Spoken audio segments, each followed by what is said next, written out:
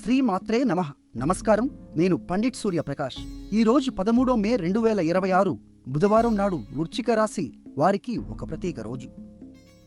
ఎందుకంటే ఈరోజు అపర ఏకాదశి, అంటే శ్రీ మహావిష్ణువును పూజించే పవిత్రమైన ఉపవాస దినం.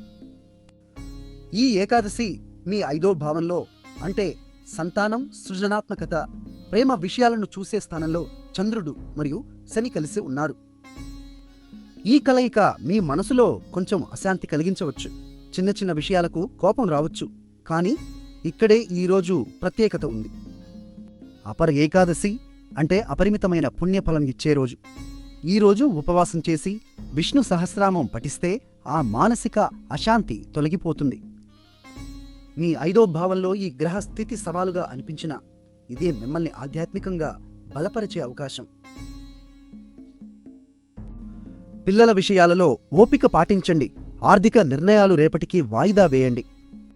మీ అదృష్ట సంఖ్య 8. పసుపు రంగు వస్త్రాలు ధరిస్తే విష్ణువు అనుగ్రహం కలుగుతుంది.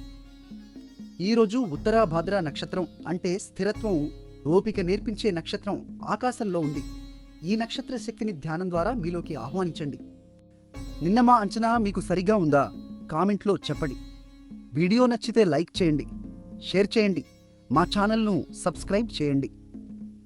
చివరగా ఓం నమో భగవతే వాసుదేవాయ అనే మంత్రం 11 సార్లు జపించి తులసి దళాలతో విష్ణువును పూజించండి. శుభం కలుగుతుంది.